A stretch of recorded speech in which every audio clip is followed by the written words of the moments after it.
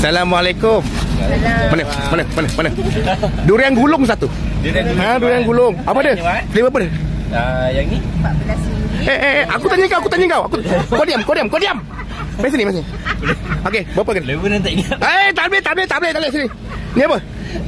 Kau diam. Tengok. Okey. Jangan. Alamak pucat. Cepat. Ni apa? Ini apa? Sini. Ni apa? Halo, sini. Ni apa? Statue coklat. Okey, statue dengan coklat. Yang kuning ni durian lah. Ni durian saja. Ini apa? Ni double coklat chip. Double coklat chip ni? Yang ni Sekejap. Itulah kau tak ready lagi ni. Kau tak get ready lagi sebenarnya. Satu bekal apa? Satu kan 18. Semua sama ke? Yang ni 18, yang ni 14. Ada 4 pieces. Tempat isa. Yang ni apa ni? Yang ni buku bang, ada macam flavor dulu. Ini blueberry, strawberry, lychee, mangga. Yang ni kau buah campur bang. Kotak buah campur. Satu. Sebab apa? 12. Ambil tu.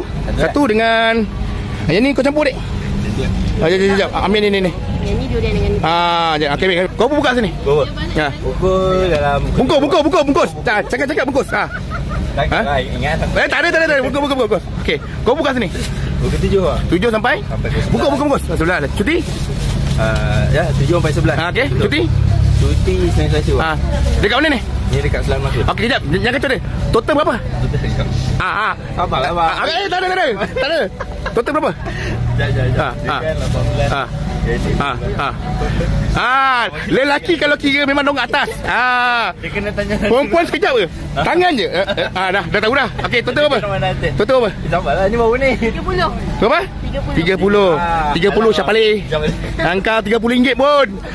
Poin. First masuk mula, kau tak kasih krim putih tau. Kau terus rasa durian. Dia pakai durian original, bukan durian yang ni clone dia punya flavor tak ada. Durian original buah durian. Lembut, berkrim, berlemak, disukai ramai.